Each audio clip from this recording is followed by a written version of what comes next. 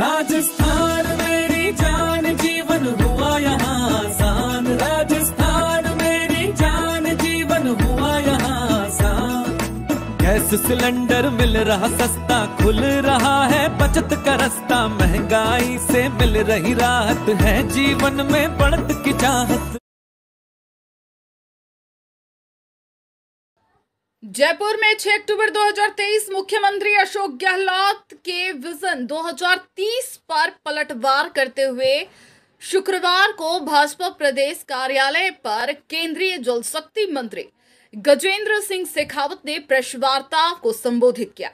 इस दौरान उन्होंने सीएम गहलोत के विजन को सिरे से खारिज करते हुए कहा कि प्रदेश के 7 करोड़ लोग आज मुख्यमंत्री गहलोत के विजन 2030 पर सवाल खड़े कर रहे हैं।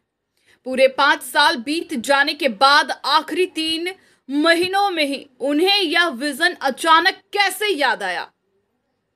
प्रदेश की जनता ने उन्हें 15 साल तक मुख्यमंत्री के नाते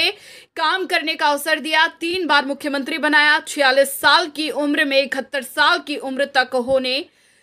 उन्हें कभी किसी विजन की याद क्यों नहीं आई। खुद के गृह जिले में सीएम आज तक पेयजल की सुचारू व्यवस्था नहीं करा पाए। प्रदेश की जनता को उनसे उम्मीद भी क्या रखेगी। यदि उन्हें जनता की इतनी ही चिंता थी तो 2018 में सरकार बनने के साथ ही विजन बनाकर काम क्यों नहीं किया। राजस्थान में इंडस्ट्रियलाइजेशन करने का,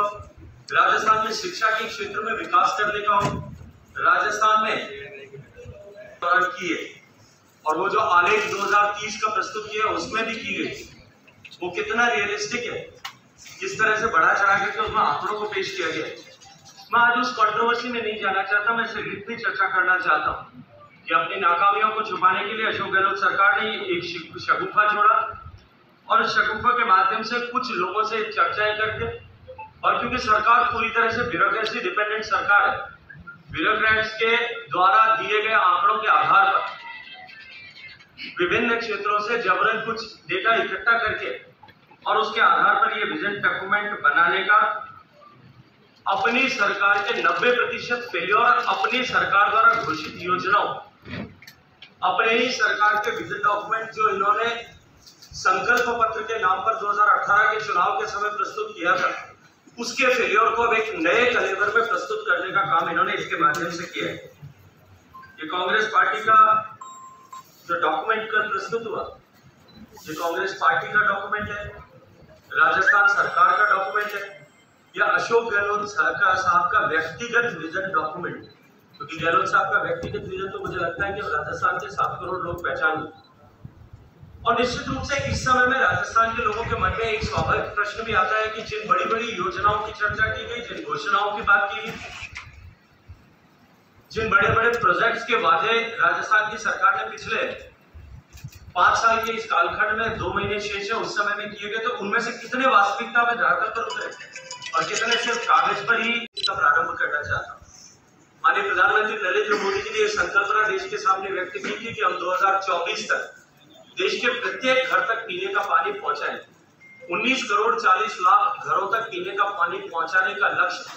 नल के माध्यम से जल पहुंचे, गुणवत्ता युक्त जल पहुंचे, नियमित जल पहुंचे, इसका उद्घोष लाल किले के प्राचीर से किया था। जब कार्य प्रारंभ किया था तब मात्र 16% घरों तक पानी पहुंचता था, 3 करोड़ 23 लाख घरों तक, ऐसा राज्यों ने रिपोर्ट किया था। वहां से लेकर के कोरोना की आपदा के बावजूद भी आज मैं गर्व के साथ में कह सकता हूं कि आज जो आंकड़ा 3 करोड़ 23 लाख का था, वो आंकड़ा आज 13.5 करोड़ को पार कर चुका है। 10 करोड़ से ज्यादा परिवारों तक पीने का पानी पहुंचाने में सफलता हमने प्राप्त की।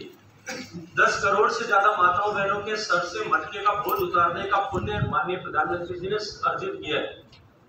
जो 16% तक घरों तक पानी पहुंचता था, वो आज 67% तक पहुंचाने में हमने कामयाबी प्राप्त की। लेकिन अगर राजस्थान के दृष्टिकोण से देखो,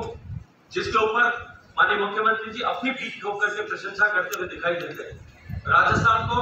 जल शक्ति मंत्रालय, भारत सरकार और माननीय प्रधानमंत्री जी के द्वारा सर्वाधिक बजटरी एलोकेशन किए जाने के बावजूद भी, 30,000 करोड़ रुपए से ज्यादा के संसाधन उपलब्ध कराए जाने के बावजूद भी राजस्थान सरकार अपने हिस्से की धनराशि न जमा करने के कारण से आज उस बजट को अवेल करने में पूर्णतया विफल रही। जहां भारत में अगर संपूर्ण भारत के परिदृश्य में मैं देखूं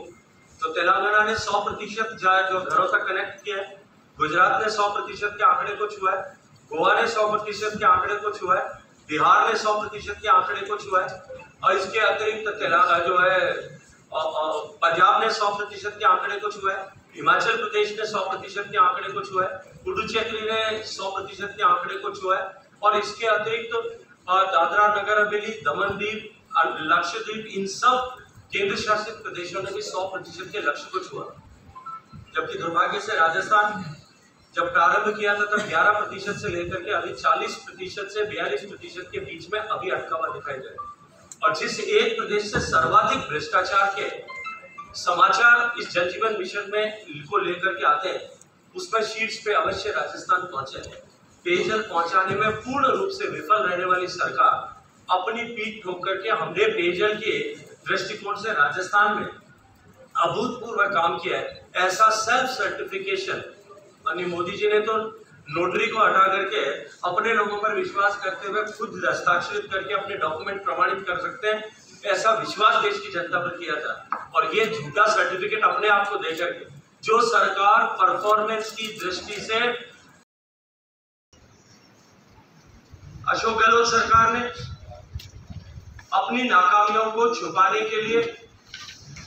विभिन्न योजनाओं का सहारा लेने की कोशिश की थी, लेकिन वो प्रयास भी विफल हुआ।